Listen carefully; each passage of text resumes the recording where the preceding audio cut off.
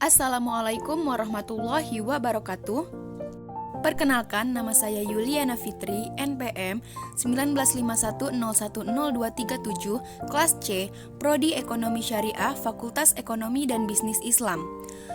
Video kali ini akan menjelaskan mengenai resum pada mata kuliah metode penelitian dengan dosen pengampu Bapak Muhammad Iqbal Fasa, MEI. Apa itu metode penelitian? Metode penelitian merupakan cara ilmiah untuk mendapatkan data dengan tujuan dan kegunaan tertentu. Apa itu researcher? Re ialah kembali, search meneliti atau mencari, ialah orang. Jadi, researcher adalah orang yang melakukan penelitian kembali. Cara mendapatkan referensi yaitu dengan Google Scholar, jurnal bahasa Inggris, search memakai tanda petik 2, dan menyalin catatan kaki, lalu search di Google. Cara mencari topik atau ide judul.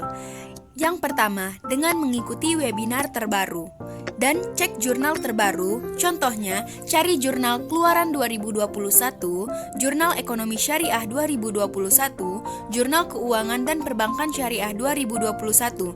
Contoh ide, kas wakaf, wakaf produktif, waris produktif, etika digital, dan etika bisnis Islam. Contoh judul seperti asuransi syariah, teori dan praktik. Note, wajib menggunakan referensi Mendeley. Perbanyak rujukan referensi jurnal dan buku berbahasa asing. Usahakan tiap paragraf gunakan referensi yang berbeda. Dan menggunakan middle note atau body note.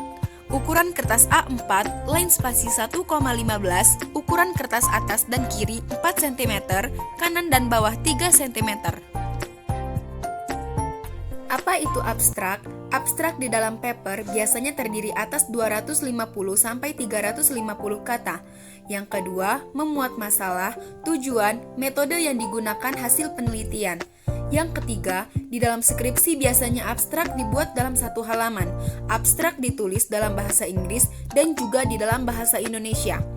Apa itu kesimpulan? Substansi dari kesimpulan yaitu fokus kepada hasil penelitian. Apa itu pendahuluan? Pendahuluan adalah latar belakang dari isi paper. Di dalam skripsi, pendahuluan adalah bagian awal yang menyatakan maksud atau fenomena yang diangkat dalam penelitian.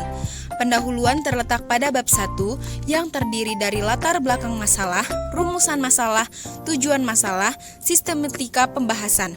Akan tetapi di dalam paper, pendahuluan hanya memuat latar belakang masalah saja, sehingga dalam penyusunannya hanya memerlukan rangkuman dari berbagai jurnal, minimal 1 referensi untuk setiap paragrafnya, yang berkaitan dengan deskripsi, isu, atau pendukung atas masalah yang hendak diangkat dalam penelitian.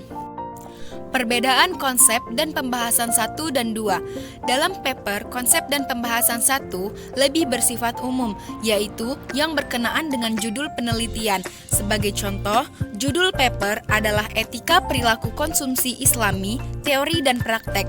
Maka, untuk konsep dan pembahasan 1 adalah konsep etika bisnis Islam. Sedang, untuk konsep dan pembahasan 2-nya adalah worldview, etika bisnis. Perspektif Islami adalah bisa juga dengan etika perilaku konsumsi, kajian teoritis. Apa itu porsi paper? Porsi halaman dalam paper harus dibagi seperti misalnya pendahuluan 1-2 halaman, konsep dan pembahasan 6-8 halaman, sehingga secara keseluruhan terdiri atas 12-15 halaman. Adapun isi dari pendahuluan dan konsep dan pembahasan tersebut harus support terhadap tulisan paper yang dibuat tidak terlalu general, tidak terlalu luas, di mana lebih spesifik pembahasannya akan lebih bagus. Apa itu research GAP? Di dalam pendahuluan terdapat research GAP. Research GAP diartikan sebagai kesenjangan atau perbedaan hasil penelitian terdahulu. Sebagai contoh, Fasa 2021 berpendapat bahwa COVID ini berdampak negatif terhadap pengusaha yang menimbulkan kebangkrutan, menurunkan omset, meningkatkan angka pengangguran. Tata cara submit paper. Yang pertama, periksa dan lihat file Excel yang mencakup beberapa link, alamat email, dan kontak WhatsApp untuk mensubmit jurnal. Yang kedua, kemudian cek akreditas jurnal yang dibuat. Apabila jurnal masih belum memiliki akreditas, maka pilihlah link dengan Sinta 4, 5, dan 6 karena dirasa lebih mudah dan sesuai. Sedangkan untuk Sinta 1, 2, dan 3 biasanya sulit untuk dijangkau dengan jurnal yang belum memiliki akreditas sebab kebanyakan jurnal yang disubmit di link tersebut adalah jurnal dari peneliti. Yang ketiga, selanjutnya pilih waktu upload atau submit jurnal yaitu lebih dari 2 karena dirasa lebih baik. Yang keempat, pilihlah link Sinta yang sudah dijelaskan pada poin kedua, kemudian klik register dan isilah data diri. Jangan lupa untuk menceklis keterangan autor apabila tersedia di kolom terakhir. Bila tidak ada, lewatkan saja dan hanya fokus untuk mengisi data yang dibintangi. Isi hingga pada upload jurnal dengan format dokumen Microsoft Word untuk jaga-jaga. Link yang tersedia pada poin 2 bisa diakses untuk melihat jurnal yang sudah terbit dan diterima untuk dijadikan contoh format paper dengan cara di-download. Yang kelima, apabila poin 4 sudah diselesai dilakukan, maka selanjutnya akan ada konfirmasi dari pihak penerbit terkait penilaian jurnal yang disubmit baik meliputi keterangan ditolak, revisi, atau diterima. Apabila keterangan yang diberikan adalah revisi, maka tahap jurnal untuk diterima 60%, sehingga yang diperlukan adalah revisi jurnal tersebut, kemudian kumpulkan kembali dengan tahap pengumpulan yang sama seperti pada poin 4. Yang keenam ialah finish. Perlu diketahui bahwasanya bila tidak ada keterangan dari pihak penerbit, maka mintalah izin kepada pihak penerbit untuk mencabut jurnal yang disubmit dengan menghubungi pihak penerbit melalui kontak yang tersedia, misalnya email, WhatsApp, dan lain-lain. Apabila jurnal telah berhasil dicabut, maka terbitkanlah di link submit jurnal yang lain untuk menerbitkan jurnal tersebut. Apa itu hipotesis? Hipotesis adalah suatu pendapat atau kesimpulan yang masih bersifat sementara. Hipotesis selalu muncul dalam penelitian yang bersifat kuantitatif.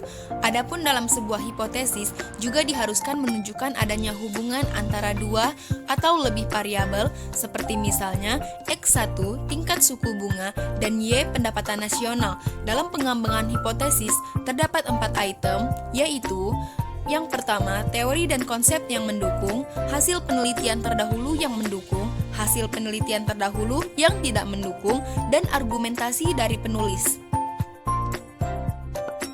Mini skripsi.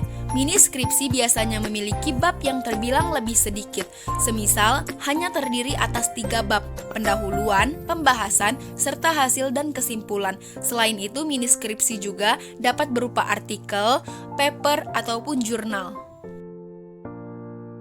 Sekian materi resum metode penelitian yang dapat saya sampaikan. Terima kasih. Wassalamualaikum warahmatullahi wabarakatuh.